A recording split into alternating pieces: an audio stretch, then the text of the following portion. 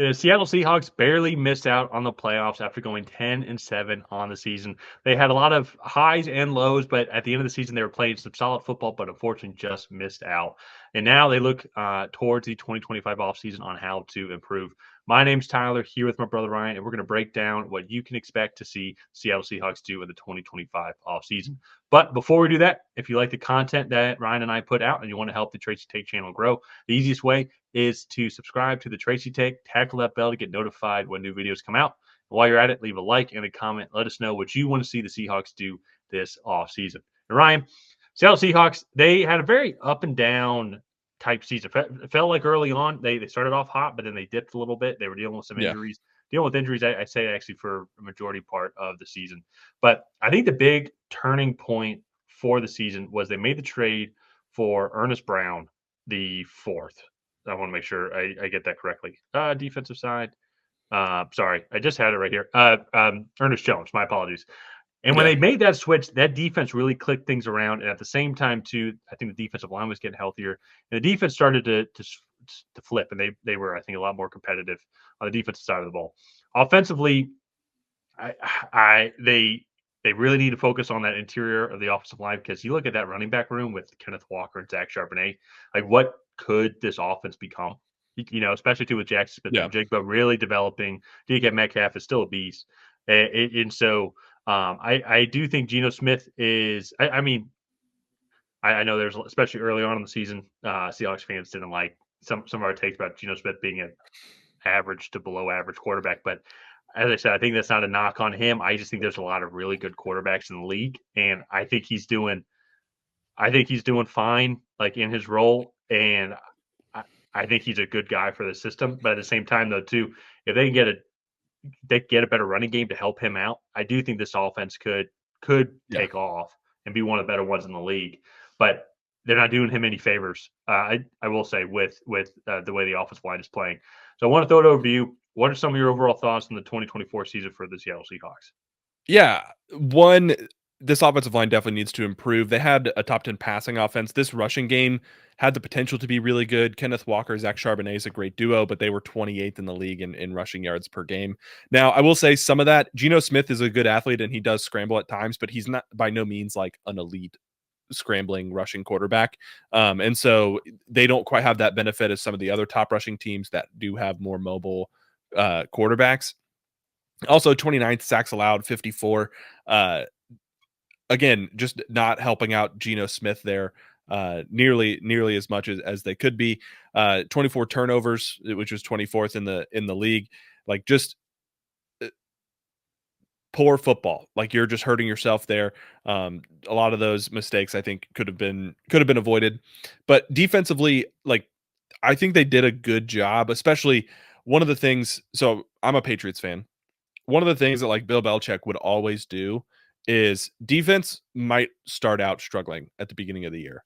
Like they're hammering basic concepts, they're getting rolls down in certain coverages, and they might suffer at the beginning of the year, but as the season goes on, this team progresses and this defense gets better and better each week because they know their roles better. They're able to mix things up in coverages better. They're able to confuse offenses more, and that to me, like the Seahawks defense followed a very similar arc to that this season where yeah they might have struggled early on, but as everybody kind of figured out their role, as everybody kind of figured out some of the coverages and disguises and some of the blitzes that Mike McDonald likes to run, that is when this defense really started to succeed, and they finished like average in total yards, average in rushing yards allowed, above average in passing defense. They finished really high in sacks, but this was a slower start to the season for this team, and they had some games where they let up bigger offensive performances, but as down the stretch this defense got a lot tighter and they kept things a lot closer. So I think on that side of the ball they're doing really good things. There's just some things they need to shore up on the offensive side of the ball, because this could be like the old Seattle teams where this defense could be really really good and all this offense has to do is be average and not hurt the team, and they could be a late playoff contender. And honestly I think they could even do that with Geno Smith, where and like you said this earlier, you and I have been big proponents of him just being like he's an average quarterback and he's not and that's not a knock on him. It's just you go look the Patrick Mahomes, the Justin Herberts, the CJ Strouds, the Josh Allens. Like there's like 10 of those, 5 to 10 of those guys. You have just another tier of younger, really solid playmakers as well. Like, and so Geno Smith, like just kind of by default falls a little bit further down. He's still a really good quarterback. Yeah. He's just is a little further down that list.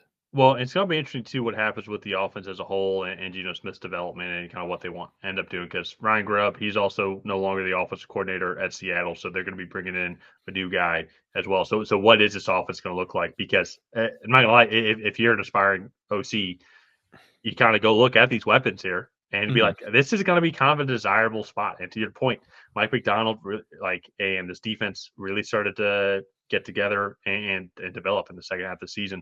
This could be a team that could really take strides forward in 2025.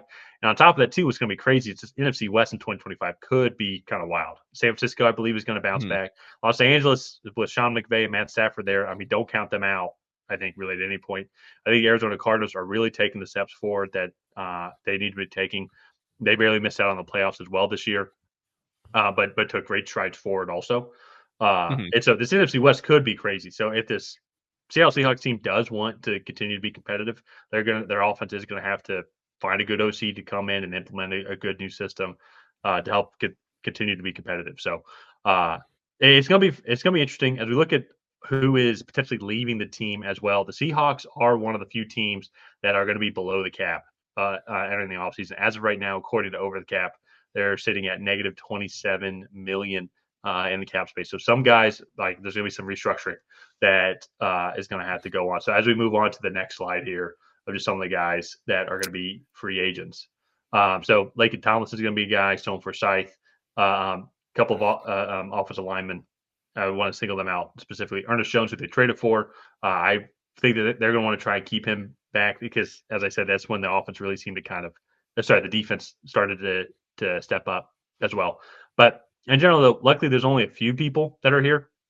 And so to me, just in general, I think it's just going to be the trenches, particularly more on the offensive side of the ball. How do they want to address that in the offseason? Yeah. Do they want to go and try and get a Trey Smith, who is going to be free agent out of Kansas City?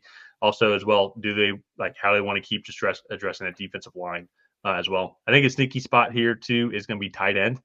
I think if you could go and get a good tight end from this draft class, that there's a couple of good guys that we're going to talk about here in a second. But I think that could be a very interesting route for them to go. Yeah, no, I think there's a lot of different routes they could go, and I do think they just need to up that veteran presence on that team as well, and just get like some solid starters. I am really curious. I want to get Seahawks fans' opinions on this because as not a Seahawks fan, there have been rumors that DK Metcalf is a potential trade target this offseason for some teams. And looking at his contract, so he's making 30. His cap hit is 32 million this year. So if you were to trade him, you would basically get out of that cap situation. Then you could restructure and go like some contracts and go make some signings there. But he's a unrestricted free agent in 2026. And I'm curious like what Seahawks fans think of potentially trading DK Metcalf. You could get a pretty good haul, I think, for a receiver like DK Metcalf.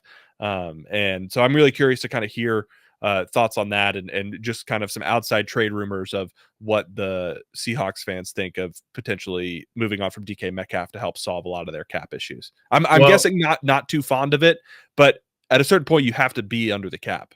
So if they trade him with a pre-June 1st, it would be if they trade with a pre-June 1st designation, they'd say about 11 million.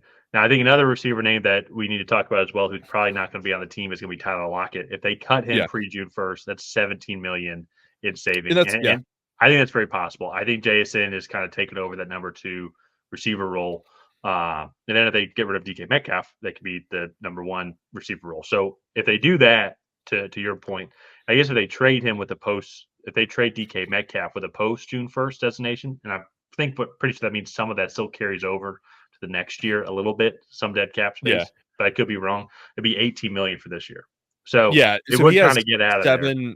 He has like 7.25 million on the cap hit for 2026 already, but that's a void year. So it's he would hit unrestricted free agency. Yeah, So it's possible. I would say it's almost likely that Tyler Lockett's not going to be on the team this year with 17 million in cap, I and agree. with what they're doing overall offensively, with JSN and everything. But Yeah. with DK Metcalf, that is a very interesting conversation just to think Yeah. about. So, a couple guys that they could go look at here in the free agency target, like tight end position, like if they move on from Tyler Lockett, who's going to also take up that other position here? I think Mike Gesicki could be an interesting guy that they can get cheaply as well. A couple other offensive linemen that I just threw in there as well, but like there's a decent bit of offensive linemen. So I mentioned Trey Smith, but I had to see what his price tag is. Kevin Zeitler out of Detroit, if he'd want to move elsewhere. Coleman Shelton and then Tevin Jenkins as well. I think a couple of guys that they can move in, but they have a lot of picks when it comes to this draft class. Yeah. And so a couple guys Yeah. that they could go target with their first overall pick. Yeah, for sure. And I definitely think too they're going to be in some sweet spots for some offensive linemen, definitely to get up there and really invest in that. Armand Mimbu is another name I think you could throw in there. He's a tackle, interior offensive lineman. Kind of he's falls in that same mold as a lot of guys in this conversation, but he definitely has the length and athleticism to survive out there. So there's a lot of interesting offensive lineman prospects that you can go and look at in this class. So all in all, I mean, the Seahawks, they're to me really close to competing. I think you look at kind of what they've done over the last few years, and I felt like they've like the last 3 seasons they've just like been on the cusp of making the playoffs, but not quite. And that can be a frustrating place to be, but all in all, I think it's they're in a good spot. I like Mike McDonald. Ryan Grubb seems to be doing a good job at OC, so I think the future is bright for them there in Baltimore or in Seattle. So Yeah. let's go ahead. Let's wrap this one up here. If you guys have not already, please go ahead and like and subscribe. That is the best way to help out the channel. While you're down there, leave a comment on what you want to see the Seahawks do this offseason. Do you think that they will move on from DK Metcalf? Do you think that they should? Do you not want them to? Let us know down below. And other than that, we'll see you guys next time.